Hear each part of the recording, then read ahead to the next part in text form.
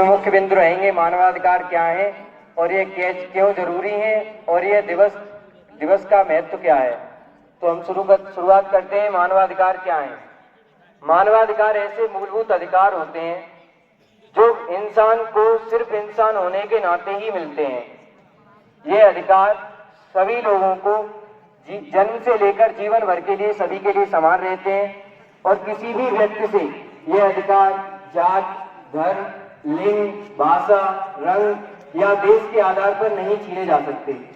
ऐसा कहा जाता है कि दुनिया में शांति तभी आएगी जब अधिकारों का सम्मान होगा और ये जरूरी इसलिए है क्योंकि व्यक्ति की गरिमा बनाए रखने के लिए, जिसका अर्थ है कि सभी व्यक्तियों को सम्मान के साथ जीवन जीने का हक है और अन्याय और शोषण से बचाने के लिए मानवाधिकार लोगों को पुलिस, सरकार या किसी भी शक्तिशाली व्यक्ति से बचाते हैं और समानता सुनिश्चित करने के लिए मानवाधिकार समानता सुनिश्चित करते हैं कि किसी भी व्यक्ति के साथ भाषा, लिंग, जाति, धर्म के आधार पर भेदभाव नहीं किया जाएगा। Teacher and my dear friends, myself Arpit Gautam from Nilgiri Senior House. Today I am delivering a speech on Human Rights Day. Today, on the 10th December 2025, we have gathered to observe a day that holds global significance, Human Rights Day. Exactly 77 years ago, in 1948, the United Nations adopted the Universal Declaration of Human Rights. For the first time in history, the world agreed that every single human being, regardless of their gender, religion, color, or nationality, is born free and equal in dignity and rights. But why are we talking about this in a school campus today? Why? Anyone? Okay, all right. Because human rights are not just laws written in thick books by politicians. Human beings in small places choose to home. They begin right here, in our classrooms, on our playground, and in our homes. The right to express your opinion without fear is a human right. The right to live without being bullied or discriminated against is a human right. Friends, as we stand here in 2025, the world has changed. We have better technology and faster lives. But the need for kindness has not changed. As students, our job is simple: to respect differences. Today, let us promise to be the champions of rights in our own small ways. Thank you so much and have a thoughtful Human Rights Day. Jai Hind. And my dear friends, a warm greeting to each one of you. My name is Nitya from Aravali House, and I'm grateful for the opportunity to speak about a topic that touches us all, International Human Rights Day. Today we come together to celebrate Human Rights Day, a day that reminds us of something simple yet powerful, that every human being deserves dignity, fairness, and freedom. These are not favors to be granted, but rights to be upheld. Human Rights Day is relevant because it speaks to the heart of who we are. It tells us that no matter where we come from, every life shines just as far. It reminds us that every person, young or old, rich or poor, deserves an equal chance to dream, to grow, and to be heard. But even as we celebrate, we must also confront the truth. Many people today still are discriminated and face the violence and injustice. And so this day serves as a call to action that asks us to stand together and raise our voices and to protect those whose rights are threatened. And here's a small rhyme to guide our way. When one is denied, we all feel the cost. When rights are protected, no one is lost. I repeat my rhyme. When one is denied, we all feel the cost. When rights are protected, no one is lost. This simple rhyme carries a powerful message. Human rights are not just individual concerns. They are collective responsibilities. When we define the rights of others, we strengthen the fabric of our own community. When we choose compassion over indifference and justice over silence, we build a future that is brighter for everyone. Human Rights Day is also a reminder that we are capable of change. It asks us to look at the world not only as it is, but as it could be, fairer, kinder, and more inclusive, as that change begins with us. So let us promise today to speak up when we see injustice, to reach out when we witness suffering, and to treat every person with respect. Let us choose understanding over division and hope over fear. Because in the end, human rights are not just words on paper. They are the heartbeat of humanity. Thank you and have a grateful day. आदरणीय शिक्षकगण और मेरे प्रिय भाई बहनों, सभी को शुभ अपराह्न। मैं कनिष्का नीली सदन की ओर से भाषण प्रस्तुत करने जा रही हूँ, जो है मानव अधिकारों की प्रासंगिकता। यानी हम सभी के लिए मानव अधिकार क्यों जरूरी है। मानव अधिकार वे मूलभूत अधिकार हैं जिनके बिना किसी भी व्यक्ति की गरिमा, स्वतंत्रता और समानता की कल्पना तक नहीं की जा सकती। ये अधिकार हम किसी से मांगते नहीं हैं, बल्कि हमें जन्म से ही प्राप्त होते हैं, चाहे हम किसी भी भाषा, देश, जाति या आर्थिक स्थिति से क्यों न जुड़े हों। यही मानव अधिकारों की सबसे बड़ी ताकत है। ये सभी को एक समान दर्जा देते हैं। मानव अधिकारों में कई महत्वपूर्ण पहलू हैं। उनमें से 6 प्रमुख मानव अधिकार हैं। जीवन का अधिकार, समानता का अधिकार, स्वतंत्रता का अधिकार, शिक्षा का अधिकार, न्याय का अधिकार और सुरक्षा का अधिकार।